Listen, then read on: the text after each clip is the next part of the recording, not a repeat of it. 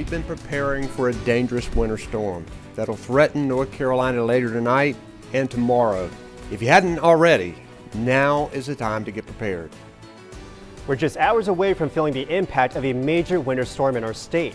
Chief Meteorologist Lainey Pope has been tracking this all week long, and our Fort Hatchett is following preparations at Mount Airy. Let's begin with Lainey on what you can expect. Hey, Lainey. Oh, good evening, Louie. We have had a tiny shift in our track over the last 24 hours, and that is going to lead to a big impact on what you experience in your neighborhood. We're still anticipating a high impact from snow, sleet, as well as freezing rain, strong winds, and hazardous travel. Here's our storm setup right now. A couple of areas of low pressure that will kind of push their way to the east and then right up the coast. There is a little light precipitation that is at least trying to make its way out of the clouds. We haven't had any reports of anything really on the ground out there. Don't anticipate to see any precipitation really tonight. The bulk of it holds off until the pre-dawn hours tomorrow. Our temperatures right now are above freezing in the mid-30s, but they will be getting down into the 20s by tomorrow morning when that precipitation starts to move in. We've got a winter storm warning up for everyone, so everyone upgraded to winter storm warning status, which basically means the anticipation of significant snow, ice, sleet, and problems over the next couple of days. You'll notice by early tomorrow morning, this is about 6 a.m., we're seeing the snow in white starting to move in. Notice that transition line to more of a sleet in the purple and freezing rain in the pink that takes place during the late morning and midday hours, and most of it is now looks like sleet and freezing rain across much of our area. That of course is not good news, because if we do see more freezing rain, we'll have more icing, and that could cause more problems in the way of power outages. We are still anticipating a mix of snow, sleet, and freezing rain all across the triad, and that is in our elevated threat for snow and sleet.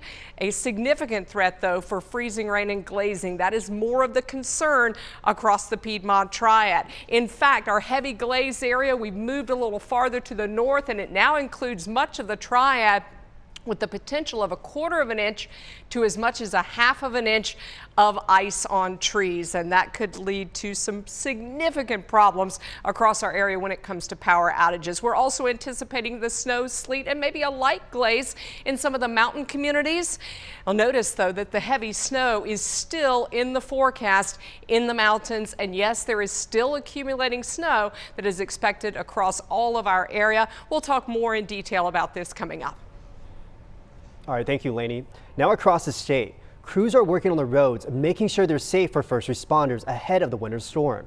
Our Fort Hatchett joins us from Mount Airy with details on the preparations. Ford. Yeah, good evening, Louie. We just a little while ago spoke with Surry County EMS Director Eric Southern. He told us most of the preparation for this storm actually occurred on Friday. They're trying to give the staff a little bit of a rest and a chance to regain some energy before the storm hits tomorrow. But he says once tomorrow morning hits, it will be all hands on deck. Southern telling us they've brought in extra staff and will be opening a remote operation beginning at midnight. The county will also be getting a handful of reinforcements, with members of the National Guard being deployed here to help. And tomorrow morning, crews from Duke Energy and Yadkin Electric will be arriving to offer their assistance early in the morning as well. Southern said they're worried about ice on the roads, making things slick for drivers. The North Carolina Department of Transportation is implementing their quick clearance protocol, meaning they'll be towing any abandoned vehicles from the shoulders of roads and highways to make it a little safer for any car that may lose control in slick conditions. And if you do have to drive, there's some simple tips to make sure your vision isn't impaired. You want to definitely use your headlights, especially if you have your wipers on, but high beams can actually make the glare worse. So if it's raining out, avoid that temptation to put the high beams on, because you're going to get more bounce back of that light and cause worse glare. So in those cases, please don't use the high beams, but yes, headlights. And of course, Surry County EMS and Governor Cooper earlier today advising everyone to stay off the roads if you can through Monday. And just to give you an idea of some of the preparation here, we're right outside of the Hampton Inn here in Surry County, and Northern Hospital right up the road has put 80 nurses in the hotel tonight just to make sure they're nearby the hospital and are able to get into work tomorrow morning. Live in Mount Airy, Fort Hatchett, WXII 12 News. All right, thank you, Ford.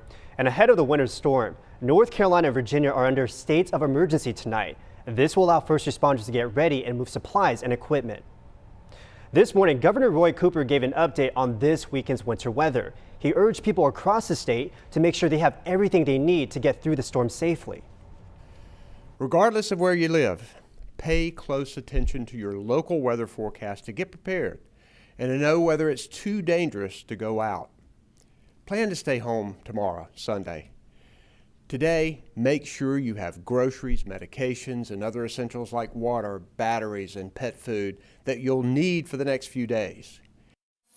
And because of the winter storm, Duke Energy believes around 750,000 customers could lose power in the Carolinas. They say some of the hardest hit areas could lose power for several days. Duke Energy says more than 10,000 workers are on standby across the Carolinas, including about 4,100 workers from other companies. Crews are ready to restore power as soon as the weather is safely allows.